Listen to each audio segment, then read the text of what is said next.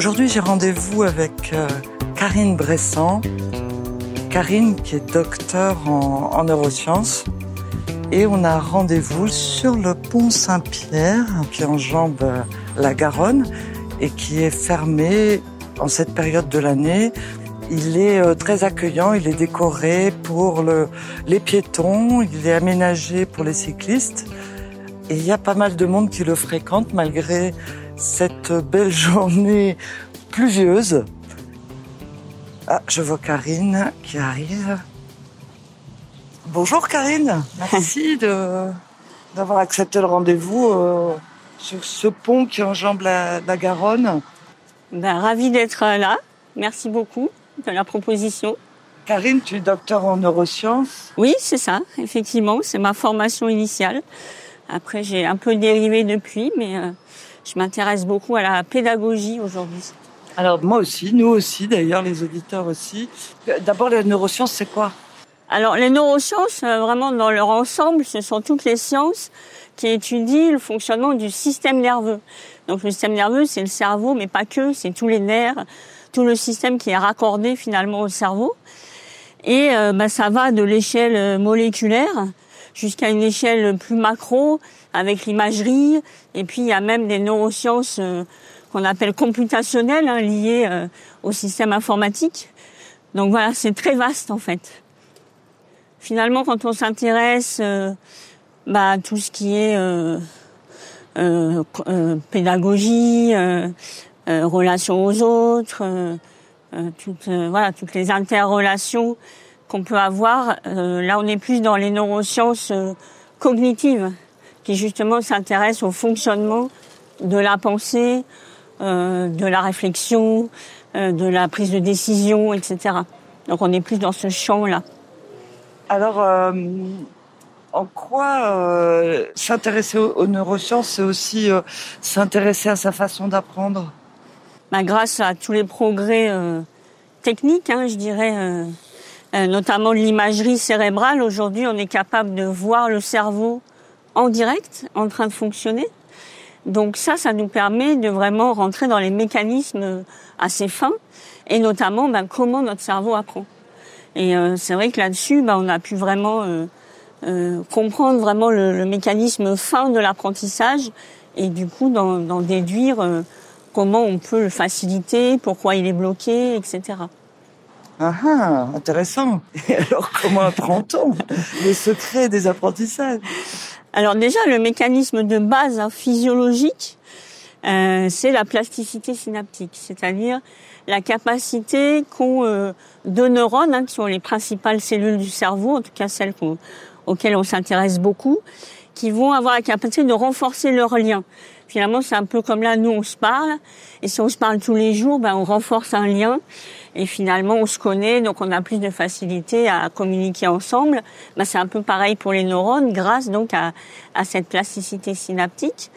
Et puis, ça c'est vraiment l'unité de base, mais ensuite on a ce qu'on appelle la neuroplasticité ou plasticité cérébrale, qui fait que, à plus grande échelle, des groupes de neurones peuvent former des connexions ensemble, les défaire, on peut moduler comme ça des ensembles neuronaux, et c'est ce qui fait qu'on peut apprendre, qu'on peut évoluer, s'adapter en permanence, et ça c'est un phénomène qui se déroule tout au long de la vie.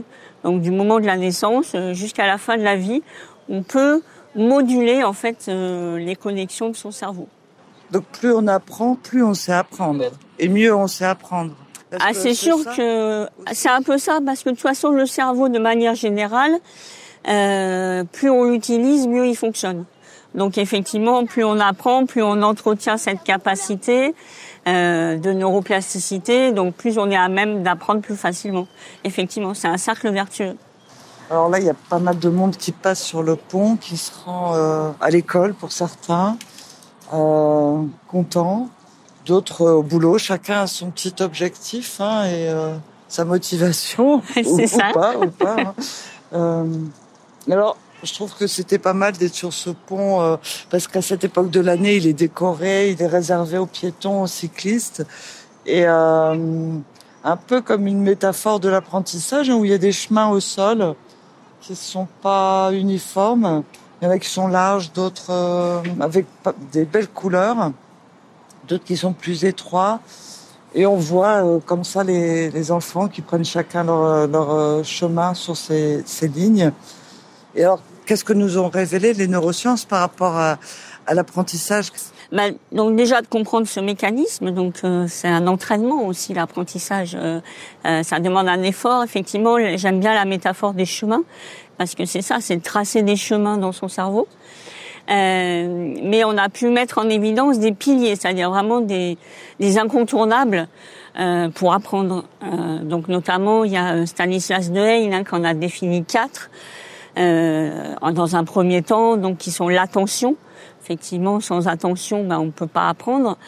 L'engagement actif aussi, c'est-à-dire que le cerveau doit être en route pour apprendre, il doit être en train de travailler pour apprendre. Ensuite, on a le retour d'information. Ça veut dire que quand j'apprends, je dois avoir un retour. Est-ce que j'ai compris? Est-ce que j'ai appris? Où j'en suis? Donc ça nous parle beaucoup du rapport à l'erreur. Et finalement, l'erreur est une grande source d'apprentissage.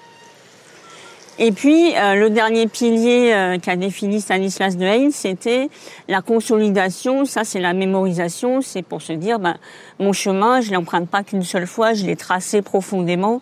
Et du coup, j'ai ancré un apprentissage au niveau de mon cerveau. Mais voilà, moi, je m'arrête pas là. J'aime bien ajouter, enfin, je suis pas la seule d'ailleurs, mais parler des émotions qui sont absolument partie prenante de l'apprentissage. Donc, comment elles peuvent les faciliter ou au contraire bloquer l'apprentissage. Donc ça, c'est vraiment une partie très importante. Et puis, un dernier pilier qui est le mouvement, dont on ne tient pas forcément compte. Traditionnellement, on est plutôt assis pour apprendre, alors que finalement, le mouvement va pouvoir participer aussi de l'apprentissage. Donc voilà, ça nous fait 6 piliers. Et qui dit pilier dit finalement levier sur lequel on va pouvoir appuyer pour faciliter les apprentissages. Voilà. Ah oui, alors justement, c'était ma question suivante. C'est pour les formateurs qui nous écoutent, comment peuvent-ils exploiter ces leviers dans une formation? Comment on intègre chacun de ces leviers? Comment on fait pour tenter d'utiliser les 6? Parce que c'est la meilleure façon de faire. J'imagine que ça sera d'utiliser ces 6 leviers. Oui, alors c'est tout à fait ça. L'idée, elle est vraiment dans le fait de varier suffisamment et surtout d'aller appuyer sur tous les leviers. Alors, pas d'un coup, mais d'être sûr au niveau de la conception, de se dire, voilà, est-ce que j'ai bien des choses qui vont capter l'attention au bon moment. Par exemple, quand je change de thématique, ou voilà, un moment où il faut que les apprenants se remobilisent, ou justement un moment où ils sont démobilisés, est-ce que j'ai bien les outils qu'il faut pour les remobiliser? Voilà, de se dire, est-ce que j'ai bien tenu compte de tous ces piliers-là? Après, le retour d'information, ça veut dire, est-ce que j'ai bien les bonnes modalités d'évaluation? Parce que l'évaluation, finalement, pour apprendre, la première chose, c'est ça, c'est de se dire où j'en suis. C'est pas après, on en fait quelque chose d'un peu plus formel, mais pour le cerveau, lui, il a juste besoin de savoir où j'en suis. Donc, est-ce que j'ai bien calé mes évaluations, qu'elles sont adaptées pour aller valider les concepts importants de l'information? C'est toutes ces questions-là, en fait, à se poser lors de la conception de la formation. Est-ce que j'ai mis un peu de mouvement ou est-ce que mes apprenants vont rester assis tout le temps de la formation? Est-ce qu'ils sont dans l'état émotionnel compatible avec un apprentissage ou pas? Difficile à savoir. Ça, c'est pas évident. Mais c'est intéressant quand même d'y penser. C'est-à-dire que, est-ce que déjà, par exemple, au début, je fais, tu sais, la petite météo. Ça me donne un peu une idée quand même. Voilà, l'idée, c'est pas que tout le monde raconte sa vie et ses problèmes, mais c'est de pouvoir se dire, tiens, peut-être que cet apprenant-là, avec ce qu'il a dit, il est peut-être pas tout à fait dans les bonnes conditions. Donc là, je vais peut-être lui proposer, lui demander est-ce qu'il a besoin de quelque chose en particulier, ou voilà, d'être conscient que ça peut interagir. Et donc d'avoir peut-être des outils régulièrement pour prendre un peu la température. C'est pareil pour tout ce qui est évaluation. Quand on est dans un temps, alors des fois dans les temps courts, c'est vrai qu'on n'a pas trop le choix, mais c'est de se dire, est-ce que les apprenants se sentent en capacité ou est-ce qu'ils sont encore un peu fragiles dans leurs apprentissages et du coup, il y a une peur de l'évaluation et du coup, c'est pas le bon moment en fait pour faire l'évaluation parce que la peur va faire qu'ils vont pas donner le meilleur de ce qu'ils peuvent. Donc voilà comment aussi on peut intégrer les émotions en interrogeant. Alors là, du coup, effectivement, il faut passer un peu par l'interrogation des apprenants. Parce que ça se voit pas forcément au premier abord. Donc c'est toutes ces choses, voilà, en amont de se poser la question, est-ce que j'ai bien pris en compte tous les piliers ou pas? Les prendre en compte et savoir aussi quelles sont les petites techniques. Là, tu viens de donner pas mal d'exemples pour, notamment avec les émotions, pour questionner au bon moment, pour se rendre compte. Alors, comment on fait quand on a des formations courtes? Et puis, je pensais aussi à certains piliers, comme tu disais tout à l'heure, la marche et la formation à distance.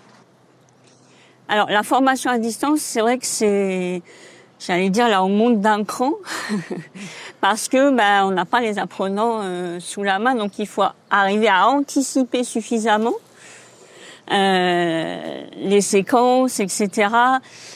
Pour que du coup ça puisse bien se passer. Alors ce qu'on peut faire, c'est quand même imaginer de se faire questionner l'apprenant, voilà, de le mettre dans une dynamique. Déjà, on va le rendre plus acteur et régulièrement de l'inviter à se poser la question: est-ce que je suis ok? Est-ce que je suis pas ok?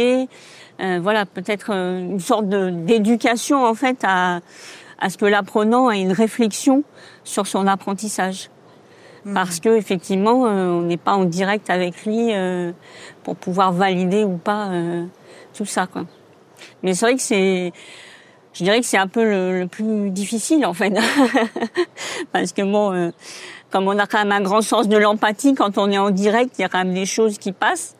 Mais quand on n'a pas l'apprenant devant, c'est un peu plus difficile. Donc je dirais que là, c'est encore plus important de valider, est-ce que j'ai bien pensé à tout? Est-ce que j'appuie bien sur tous les leviers? Est-ce que je permets à l'apprenant de vraiment mettre en route son cerveau dans toutes ses dimensions pour apprendre? Je crois que c'est encore plus crucial. Donc la scénarisation pédagogique, là on en revient à l'objectif Tout à fait. de la formation et à sa scénarisation qu'il faut remodeler pour de la distance et y intégrer Tout à fait. toutes ces petites Oui, étapes. ça peut pas être identique en présentiel et à distance. C'est pas possible. Il faut vraiment repenser et encore plus s'assurer qu'on a bien tenu compte de tous ces piliers parce qu'on peut pas improviser pour le coup. En présentiel, on peut à la limite improviser, mais en distanciel, non. Donc cette partie-là va être encore plus importante en amont. Et alors, on est sur un pont, hein, il y a vraiment beaucoup de gens qui passent, on l'a déjà dit. Il y a ceux qui courent, qui font leur jogging, il y a ceux qui vont à l'école, il y a ceux qui vont au travail, il y a ceux qui peinent à monter le pont. Il y a ceux qui regardent la nature, hein, puisqu'on est au-dessus de la Garonne. Il y a un peu de nature à voir, c'est quand même assez calme. Et puis il y a ceux qui foncent, qui sont pressés là d'atteindre leur objectif. En tout cas, tout le monde est actif. Personne n'est passif sur ce pont. Hein. Tout le monde a une activité et la pratique à sa façon. Et donc tout à l'heure, tu parlais de la marche, mais j'imagine que c'est pareil si on fait du vélo. En tout cas, l'activité physique et l'apprentissage. Parce que à l'ère de la formation à distance, on est beaucoup derrière son écran, parfois beaucoup d'heures d'affilée, parfois sans faire de pause, sans se lever, ce qui est complètement néfaste pour le corps. C'est ce que dit l'Observatoire de la santé et de l'activité physique. Alors, quid? Qu'est-ce qu'il en est de l'apprentissage et de l'activité physique? Il y a deux éléments par rapport à l'activité physique. Il y a déjà l'aspect physiologique, c'est-à-dire que le cerveau et le corps sont interconnectés, hein, puisque nos nerfs vont jusqu'au bout des doigts, jusqu'au bout des pieds, donc ils fonctionnent l'un avec l'autre. Et du coup, le fait de bouger va délier un peu le corps et surtout va permettre au sang de mieux circuler et donc d'oxygéner le cerveau, de lui apporter de l'eau et tous les nutriments dont il a besoin, dont le glucose, qui est le carburant principal du cerveau. Donc ça, déjà, physiologiquement, ça va permettre d'apporter de quoi mieux fonctionner. Ensuite, effectivement, ils sont interconnectés au niveau du corps, mais pas que. C'est-à-dire qu'il y a une sorte de centre un peu névralgique, un grand coordinateur qu'on appelle le cervelet, qui est donc un petit bout du cerveau là qui est à l'arrière du crâne. Et lui, il coordonne les mouvements et puis il coordonne aussi un peu les pensées. C'est-à-dire que finalement, le fait de bouger le corps... Ah voilà, il y en a qui pédalent pas et qui sont sédentaires sur leur machine à moteur.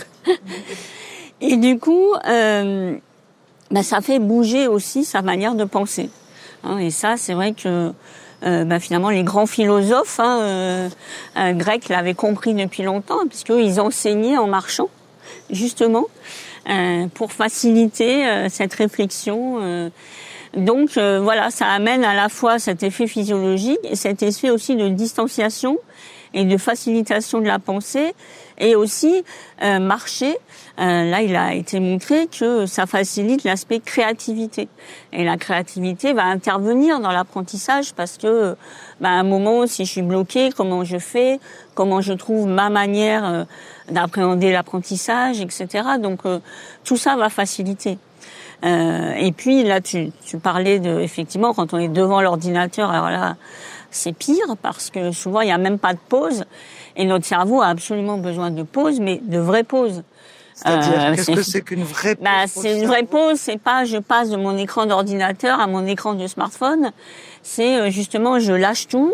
Je fais quelques pas, je vais boire un verre d'eau, j'ouvre la fenêtre, je respire. C'est ça une vraie pause pour le cerveau. Oui, parce qu'il est toujours en fonctionnement quand même. Le cerveau, il n'arrête jamais. Lui, il ne s'arrête jamais. Heureusement, parce que le jour où il s'arrête, c'est qu'on est en mauvaise posture.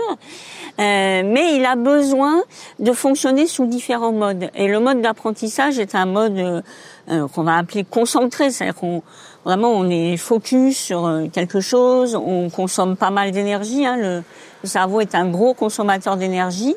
Donc il y a des moments où on a besoin qu'il fonctionne un peu en mode automatique pour consommer moins d'énergie, donc pouvoir récupérer.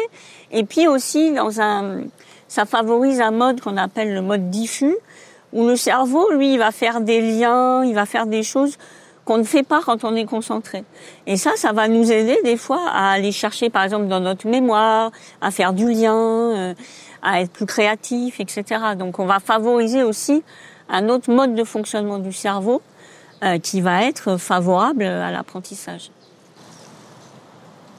Alors marchons sur ce pont, et là c'est presque le Tour de France qui arrive derrière nous. Il y a toute C'est ça.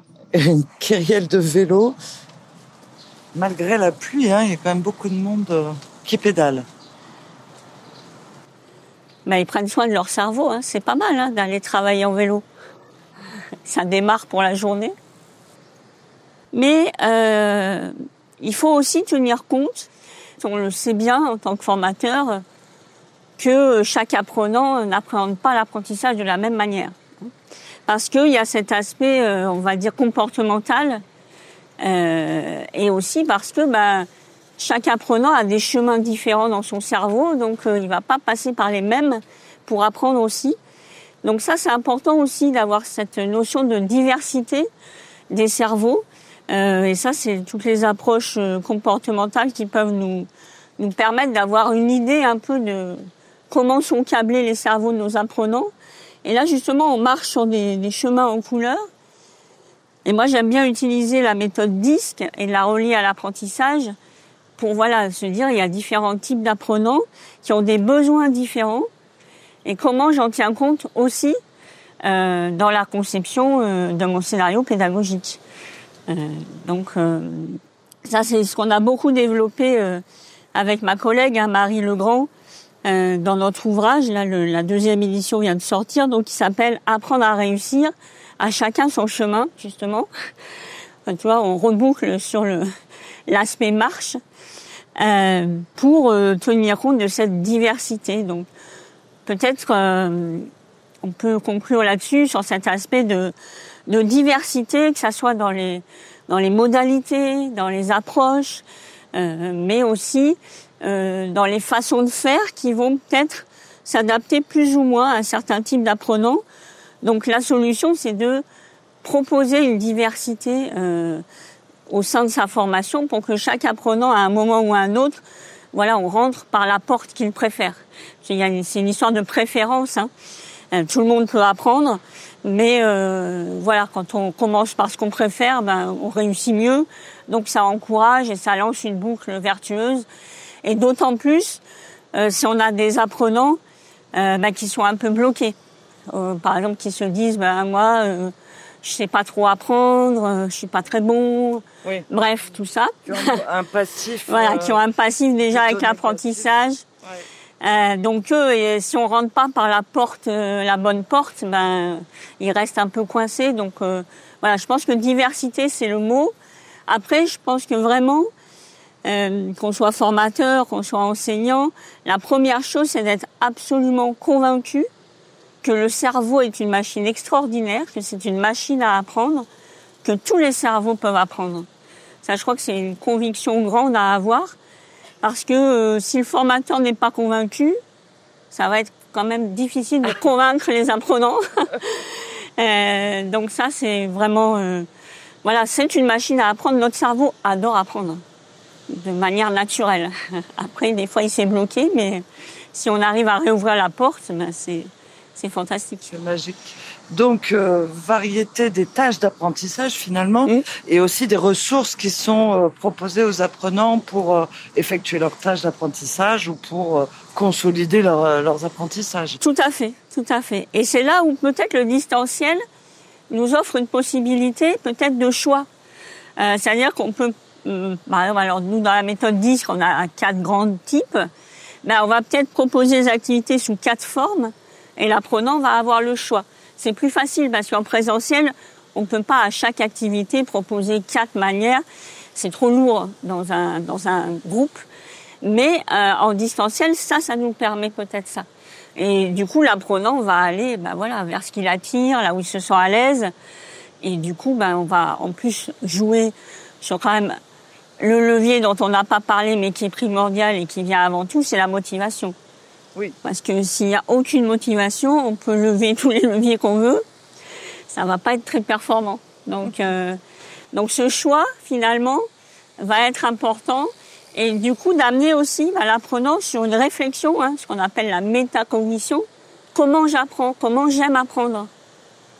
Et ça, c'est vrai que peut-être le distanciel nous le permet plus facilement. Ok, merci Karine pour cet entretien riche en informations. Tu as dit beaucoup de choses intéressantes pour les formateurs, que ce soit en présentiel ou à distance, à intégrer dans sa scénarisation pédagogique qui reste le nerf de la guerre pour le formateur, c'est-à-dire la préparation de l'animation de sa formation et des ressources. Et la prise en compte, le centrage de ce séquençage sur l'apprenant avec tout ce qu'on sait maintenant merci beaucoup, sur les façons qu'on a d'apprendre. Et cette petite balade sur ce pont. Très agréable.